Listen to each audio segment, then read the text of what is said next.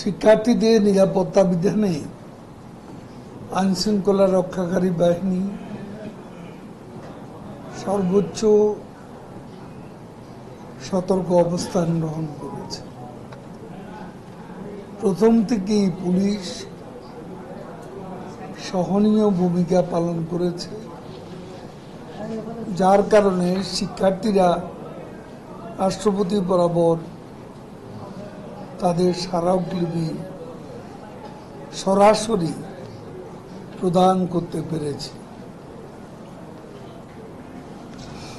কিন্তু একটা রাজনৈতিক অপশক্তি অনাকাঙ্ক্ষিত উচ্চাভিলাষ চরিতার্থ করার জন্য সন্ত্রাস ও নৈরাজ্য সৃষ্টি করেছে। গত দুদিনে তাদের এই উস্কানির জন্য সারা বাংলাদেশে কয়েকজনকে প্রাণ দিতে হয়েছে। এর মধ্যে আমাদের পার্টিরও 3 জন কর্মী রয়েছে। এই অনাকাঙ্ক্ষিত মৃত্যুতে শোক দুঃখ প্রকাশ করছি। নিহতদের শোক সন্তপ্ত পরিবারের প্রতি সমবেদনা জ্ঞাপন করছি। ইতিমধ্যেই আমাদের প্রধানমন্ত্রী বঙ্গবন্ধু কন্যা শেখ হাসিনা নিহতদের পরিবারের জীবিকা নির্বাহে ব্যবস্থা গ্রহণের ঘোষণা দিয়েছে। সারা দেশে বিএনপি জামাতের প্রশিক্ষিত ক্যাডার বাহিনী ব্যাপক সন্ত্রাস তাণ্ডব চালাচ্ছে এবং গতকাল পাবলিক ইউনিভার্সিটি সহ বিভিন্ন শিক্ষা প্রতিষ্ঠান, দেশের সব শিক্ষা প্রতিষ্ঠান বন্ধ করে দেওয়ার পর আজ থেকে দেখা যাচ্ছে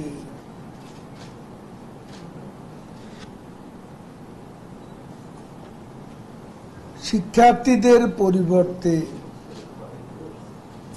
এবং কোটা বিরোধী আন্দোলনের বিপরীতে এখন বিএনপি জামাত তাদের পুরনো আগুন সন্ত্রাস নিয়ে মাঠে নেমেছে।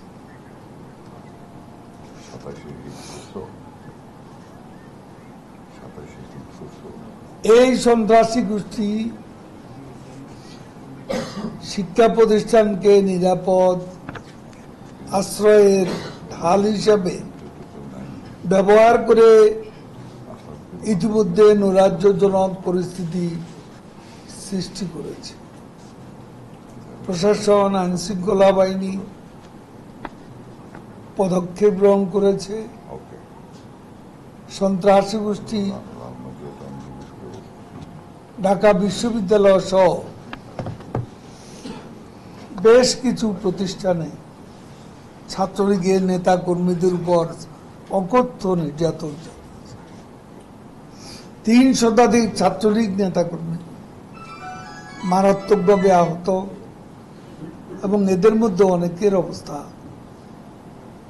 আশঙ্কাজনক। এদের মধ্যে তারা ছাত্রলীগের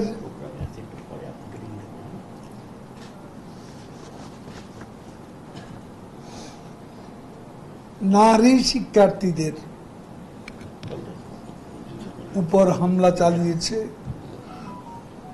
মেয়েদের হলে ছাত্রীদের উপর আক্রমণ করেছে, তাদের লাঞ্ছিত করেছে, বেধড়ক পিটিয়েছে,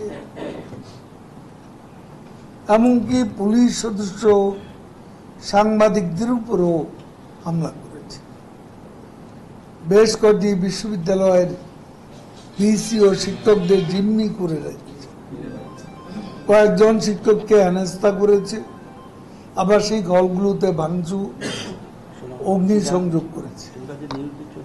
ছাত্রলীগের কর্মীদের বিনা কারণে নির্যাতন করে নারী শিক্ষার্থীদের বর্বরোচিতভাবে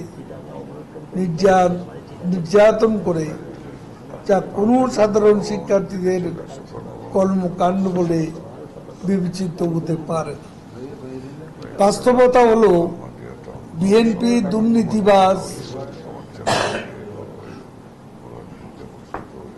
দণ্ডিত পলাতক নেতা তারেক রহমান বিদেশে বসে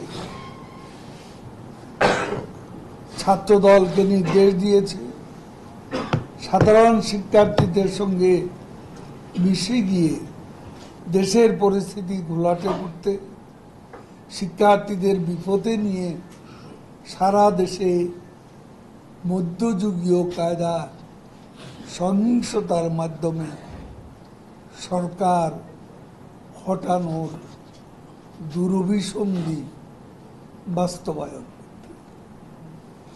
বগুড়া, কক্সবাজার ও গাইবান্ধা জেলা আওয়ামী লীগের কার্যালয়ে হামলা করা হয়েছে, ভাঙচুর করা হয়েছে। গাইবান্ধা জেলা আওয়ামী লীগের সভাপতি, জেলা পরিষদ চেয়ারম্যান, প্রবীণ রাজনীতিক আবু বকর সিদ্দিক সহ সেখানে উপস্থিত নেতৃবৃন্দের উপর তারা মারাত্মক ভাবে হামলা করেছে। গতকাল রাতেও মেয়র হানিফ ফ্লাইওভারের টোল প্লাজা এবং যাত্রাবাড়িতে পুলিশ বক্স আগুন দিয়ে তারা পুড়িয়ে দিয়েছে। যাত্রাবাড়িতে কোনো বড় শিক্ষা প্রতিষ্ঠান নেই এবং কোনো সাধারণ শিক্ষার্থী এত রাতে সেখানে সহিংসতা করতে যাওয়ার কথা নয়। এছাড়া ওই এলাকায় 20টির বেশি জায়গা অগ্নিসংযোগ করা হয়েছে। আমরা নিশ্চিতভাবে বিশ্বাস করব এ ধরনের সন্ত্রাসী কর্মকাণ্ডের সঙ্গে রাজনৈতিকভাবে মদতপুষ্ট প্রশিক্ষিত বিএনপি জামাতের ক্যাডার বাহিনী জড়িত। এর সঙ্গে সাধারণ শিক্ষার্থীদের কোনো সম্পর্ক নেই। এ ধরনের ধ্বংসাত্মক কর্মকাণ্ড কেবল খুনিদের গডফাদার তারেক রহমানের ক্যাডার বাহিনীর দ্বারাই সম্ভব। ইতিমধ্যে যা সাধারণ শিক্ষার্থীরাও উপলব্ধি করতে পেরেছে, অনেকেরই ভুল ভেঙেছে। 2013, 2014 ও 15 সালে বিএনপি জামাতের যেসব আগুন সন্ত্রাসীরা সারা দেশে শত শত নিরীহ মানুষকে পুড়িয়ে হত্যা, কয়েক হাজার যানবাহন, রাষ্ট্রীয় সম্পদ অগ্নিসংযোগ, আবারও তারা সেই সারা দেশে একই সহিংসতার পথ বেছে নিয়েছে। এমন সন্ত্রাসী কর্মকাণ্ডের মাধ্যমে প্রমাণ হয় এতে আগুন সন্ত্রাসে সাধারণ শিক্ষার্থীদের সংশ্লিষ্টতা থাকতে পারে না। ছাত্রদল শিবিরের সন্ত্রাসীদের বিরুদ্ধে সকলকে আজ ঐক্যবদ্ধ প্রতিরোধ গড়ে তুলতে হবে এবং জামাত বিএনপি অপশক্তির বিরুদ্ধে সর্বাত্মক প্রস্তুতি নিয়ে প্রতিরোধ করতে হবে।